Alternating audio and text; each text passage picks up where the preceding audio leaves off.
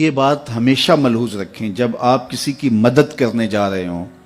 تو صرف اللہ کی رضا کو ہی ملحوظ رکھیں۔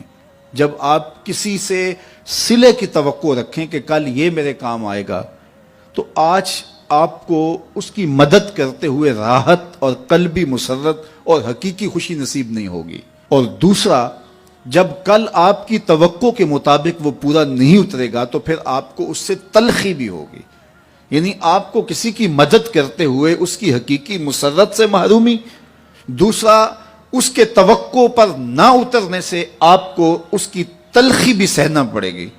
لیکن اگر آپ اس کی مدد اس لیے کر رہے ہیں کہ میرے رب کا بندہ ہے،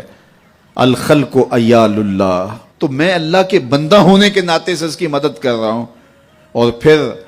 آپ کو اور سرور بڑھ جائے گا کہ میں اس کی مدد اس لیے کر رہا ہوں کہ یہ میرے حضور کا غلام ہے،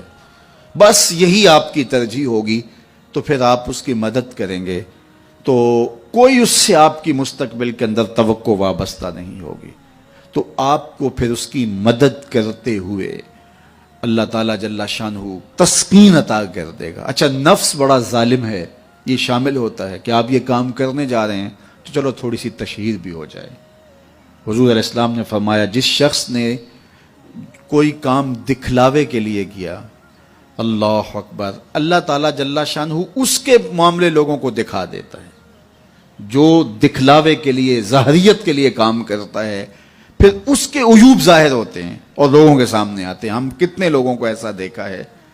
کہ پھر وہ لوگوں کی نظروں کے اندر رسوا ہو جاتے ہیں، ان کے ایسے امور لوگوں کے سامنے آتے ہیں۔ تو اس لیے مجھے بھی اور آپ کو بھی یہ چاہیے کہ اپنے عمل کے اندر کبھی بھی ریا پیدا نہ ہونے دیں۔ جب کسی کی مدد کریں، کسی دکھیے کے کام آئیں، تو اللہ کی رضا ہمیشہ ملحوظ رکھیں، اور وہ کسی ذاتی تشہیر کے لیے اور ذاتی مقصد کے لیے نہیں، بلکہ رضا الہی کے لیے آپ کا وہ عمل ہوگا تو زندگی نور علی نور ہو جائے گی۔ اللہ کے محبوب علیہ السلام نے خاص طور پہ جب آپ کسی کی مالی مدد کرتے ہیں تو اس میں اس انداز سے مدد کرنے کی تلقین ارشاد کی کہ فرمایا، وَرَجُلٌ تَصَدَّقَ بِصَدَقَةٍ فَأَخْفَاهَا حَتَّى لَا تَعْلَمَ شِمَالُهُ مَا تُنْفِقُ يَمِينُهُ، کہ جو شخص صدقہ کرتا ہے اور اتنے مخفی انداز میں صدقہ کرتا ہے کہ جو دائیں ہاتھ نے خرچ کیا بائیں کو اس کی خبر نہیں ہو سکی، تو آقا کریم فرماتے ہیں کل قیامت کے دن جب کوئی سایہ نہیں ہوگا، اللہ اس شخص کو اپنے عرش کا ٹھنڈا سایہ عطا فرمائے گا۔ تو اپنی زندگی کے اندر اس بات کو شامل کیجئے کہ اللہ کی مخلوق کے کام آئیں، اور جب اللہ کی مخلوق کے کام آئیں گے تو یہ آپ کے باطن کی تسکین کا سبب ہوگا اور قرار جاں کا ذریعہ بنے گا، اور حضور کی خوشنودی آپ کو نصیب ہوگی۔ میرے والد گرامی رحمت اللہ تعالی علیہ فرمایا کرتے تھے کہ اگر تم یہ چاہتے ہو کہ تم سے رسول کریم پیار کریں تو تم حضور کی امت سے پیار کیا کرو۔ آپ کسی کے بچے کا منہ چومیں، اس کی گال سہلائیں، اس کے سر پہ شفقت سے ہاتھ رکھیں، اس کو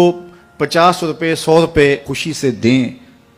تو آپ اس کو دے رہے ہوتے ہیں، اس کے باپ کے چہرے کو دیکھنا کہ تم تمہارا ہوتا ہے، اور وہ آپ کے اوپر فدا ہو جانے کو چاہ رہا ہوتا ہے کہ یہ میرے بیٹے کی گال سڑا رہا ہے۔ یار کوئی کسی کے بیٹے سے پیار کرے تو اس کی شفقتیں آپ پہ برس رہی ہوتی ہیں، تو جب رسول اللہ کی امت سے کوئی پیار کرے تو رسول کریم کی رحمتیں کتنی برس رہی ہوتی ہیں اس کے اوپر۔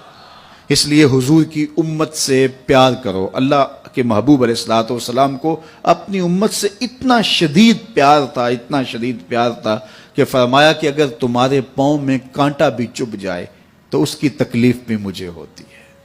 عزیز علیہ ما عنتم، تمہارا مشقت میں پڑنا اس نبی پر گراں گزرتا ہے۔ مبتلائے درد ہو کوئی عذر روتی ہے آنکھ،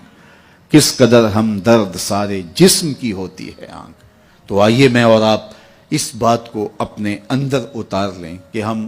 حضور علیہ السلام کی امت کے ساتھ اور اللہ کی مخلوق کے ساتھ رویوں کے اندر اتنی خوبصورتی رکھنی ہے کہ حضور علیہ السلام کی ہمیں رضا نصیب ہو جائے۔